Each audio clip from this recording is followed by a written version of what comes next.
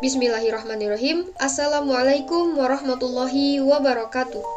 Kami di sini merupakan kelompok 4 dari mata kuliah Bimbingan dan Konseling yang beranggotakan Aulia Az-Zahrah dengan NIM 12120100020, Aunifian Nursobah dengan NIM 12120100021 dan Dewi Sri Juliani dengan NIM 12120100029.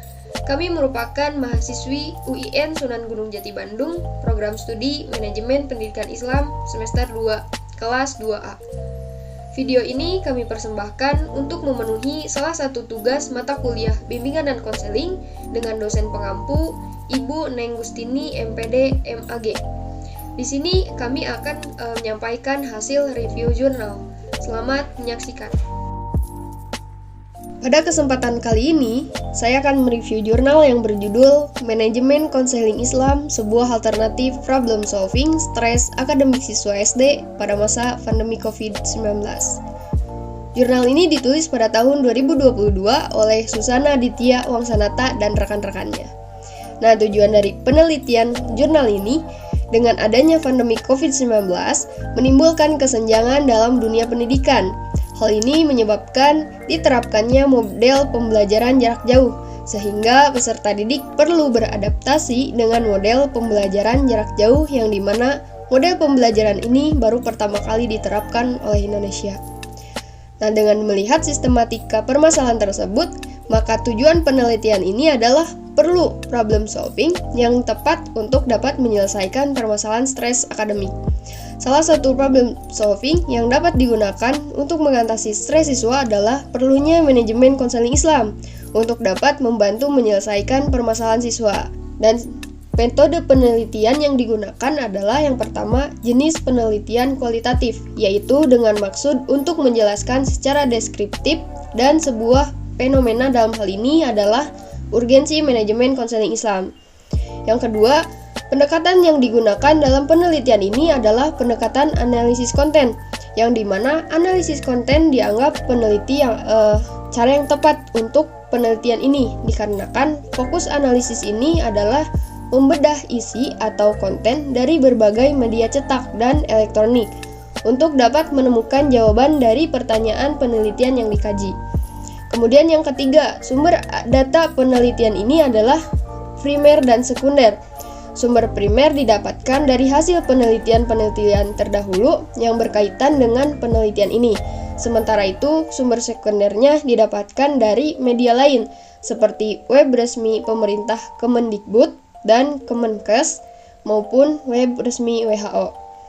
Yang keempat, teknik pengumpulan data penelitian ini secara garis besar yaitu peneliti melakukan pengamatan terhadap berbagai hasil penelitian dan situs resmi sehingga menemukan solusi dari kesenjangan yang terjadi. Selanjutnya adalah teknik analisis data, yaitu mulai dari pengumpulan data, meredukasi data, sampai pada mendisplay data dan mampu untuk menarik kesimpulan sebagai jawaban ilmiah dari kesenjangan penelitian ini. Kemudian hasil dari penelitiannya itu seiring dengan perubahan model pembelajaran yang semula model belajar langsung menjadi model belajar tidak langsung, ternyata menyebabkan stres akademik pada siswa usia SD. Gangguan secara psikologis serta adanya penyakit fisik dapat pula menjadi penyebab stres siswa. Menurut catatan KPAI pada bulan Desember tahun 2020 menyebutkan bahwa selama proses pembelajaran jarak jauh dapat membuat siswa stres dan juga lelah. Stres akademik siswa SD disebabkan oleh berbagai faktor, diantaranya lelah, banyaknya tugas, dan juga kurangnya istirahat dikarenakan banyaknya tugas. Selain itu, faktor seperti jaringan internet yang tidak memadai itu menjadi salah satu penyebabnya. Selain itu, data KPAI mencatat bahwa banyak siswa yang mengalami tekanan psikologi sehingga berdampak pada putus sekolah selama pembelajaran jarak jauh. Nah, di dalam mengelola stres, ada 5 hal yang harus dilakukan siswa untuk mengelola stres akademik tersebut, yaitu yang pertama, mengenali diri, yang kedua, peduli terhadap diri sendiri, yang ketiga, memperhatikan keseimbangan kehidupan, yang keempat, bersikap proaktif, dan juga yang kelima, memiliki semangat hidup. Kemudian, dalam membantu menyelesaikan permasalahan siswa, guru kelas memerlukan keterampilan tersendiri agar permasalahan stres akademik siswa dapat terselesaikan. Nah, bentuk keterampilan itu yaitu keterampilan komunikasi, keterampilan diagnosis, keterampilan motivasi, dan juga keterampilan manajemen. Dengan tujuan untuk memberikan siswa perasaan untuk dipahami dan diafirmasi. Kemudian, mengolah situasi yang bermasalah, problem manajemen, mengubah keterampilan yang buruk dari siswa yang menyebabkan munculnya permasalahan serta mewujudkan falsafah hidup siswa. Nah, diperlukannya kompetensi guru BK akan berdampak pada peningkatan profesionalitas dalam menjalankan tugas di sekolah. Untuk mencapai kompetensi tersebut, maka dapat dilakukan dengan beberapa strategi yang baik, yang bersifat internal maupun eksternal. Nah, strategi internal ini dapat dilakukan melalui motivasi, kreativitas, pengembangan kecerdasan intrapersonal, dan juga pemahaman yang multikultural. Kemudian, strategi eksternal dapat dilakukan mengembangkan kerjasama dengan tenaga ahli dan juga instansi yang berkaitan dengan konseling, kemudian mengikuti workshop atau pelatihan dan juga seminar konseling. Terdapat 4 indikator kompetensi guru BK yang harus dimiliki, yaitu yang pertama, kompetensi pedagogik guru BK, yaitu berkaitan dengan proses pengelolaan layanan konseling yang diberikan kepada siswa.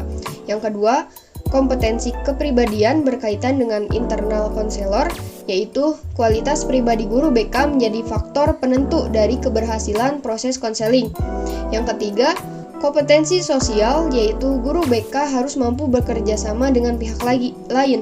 Dan juga yang keempat, yaitu kompetensi profesional, di mana guru BK harus memiliki konsep dan praktis assessment guna memahami situasi dan kondisi yang dibutuhkan pada saat proses konseling dilakukan.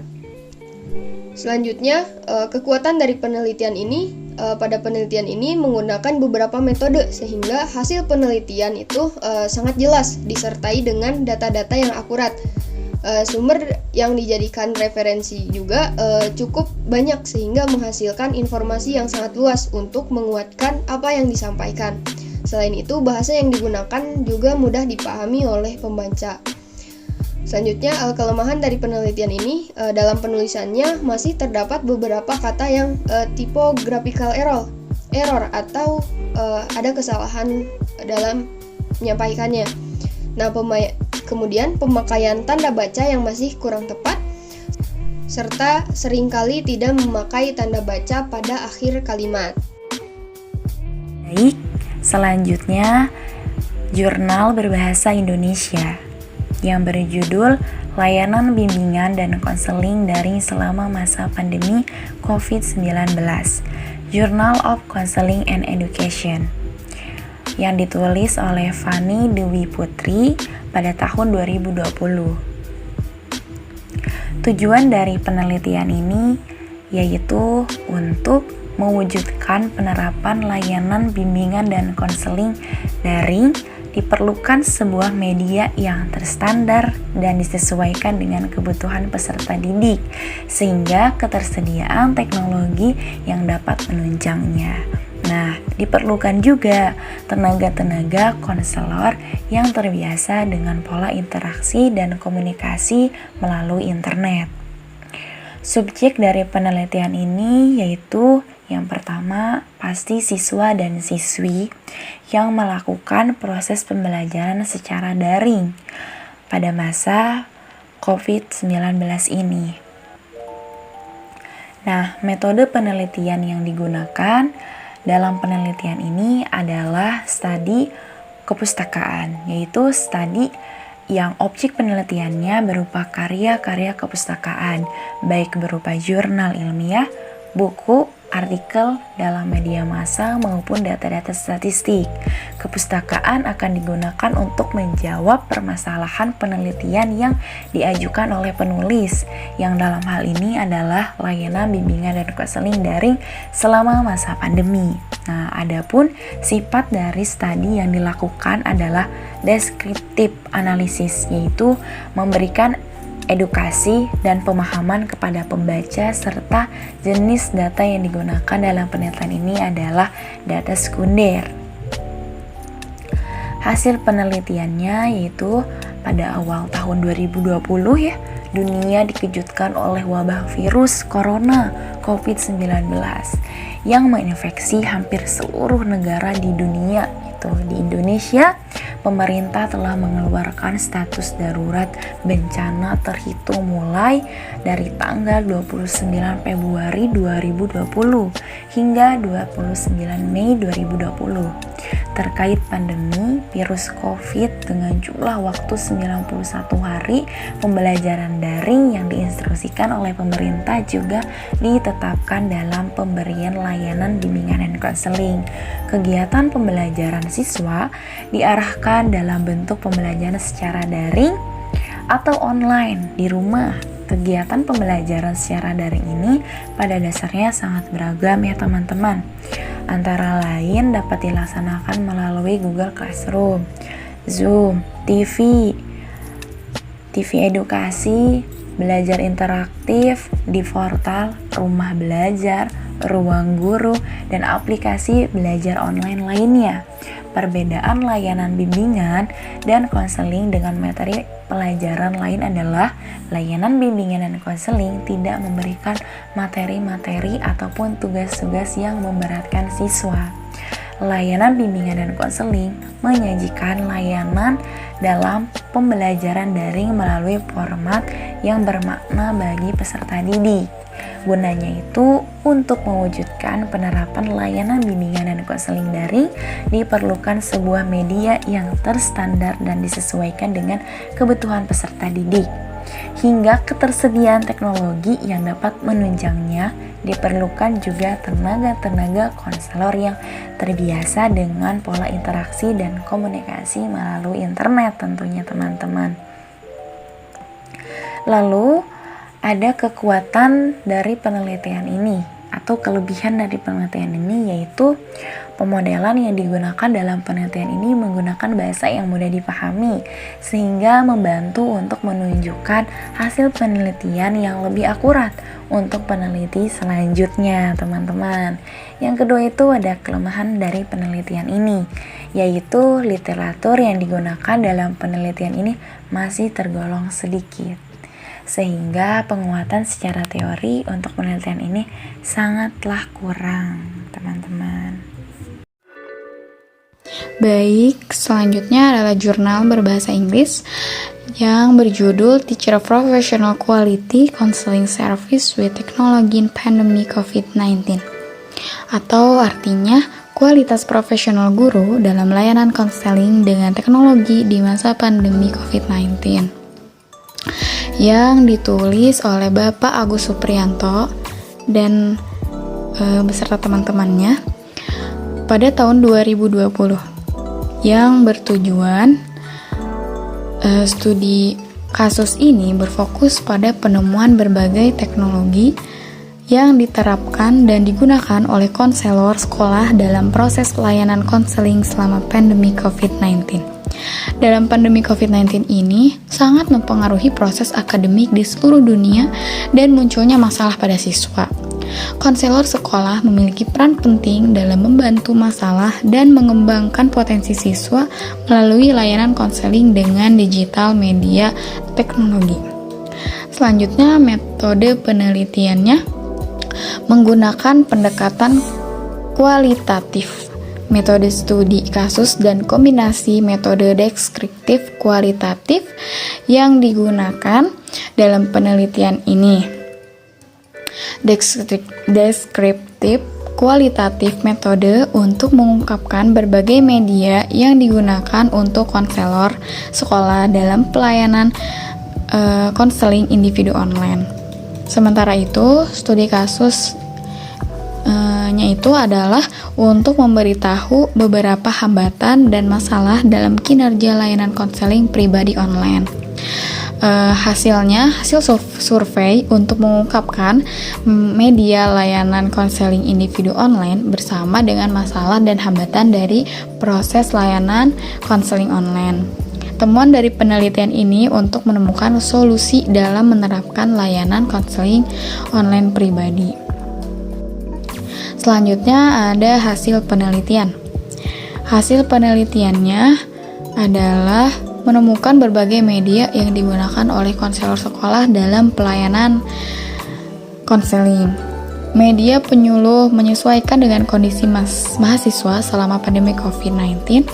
Media campuran yang digunakan adalah Google Form, chat, media virtual, tatap muka, hangouts, and emails.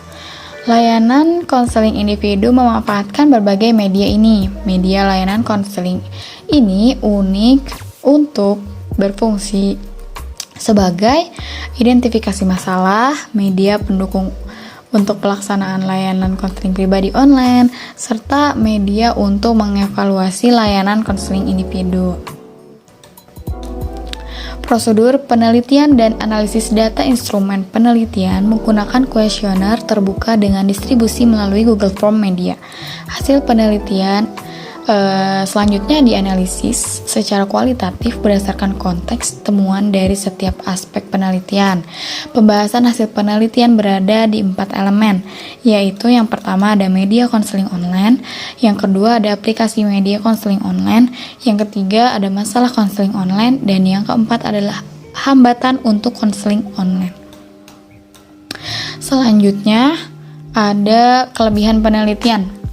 Kelebihan penelitian ini adalah metode yang digunakan dalam penelitian ini menggunakan pendekatan kualitatif dan kombinasi metode deskriptif kualitatif, sehingga memudahkan untuk mengungkapkan berbagai media yang digunakan oleh konselor sekolah dalam pelaksanaan layanan konseling individu online. Dan kelemahan penelitian ini adalah, menurut saya, bahasa Inggris yang digunakan terkadang tidak sesuai dengan terjemahnya, jadi pembaca sedikit sulit untuk memahami. Sekian dari kami, semoga apa yang telah kami sampaikan bisa bermanfaat. Kurang lebihnya mohon dimaafkan. Wassalamualaikum warahmatullahi wabarakatuh.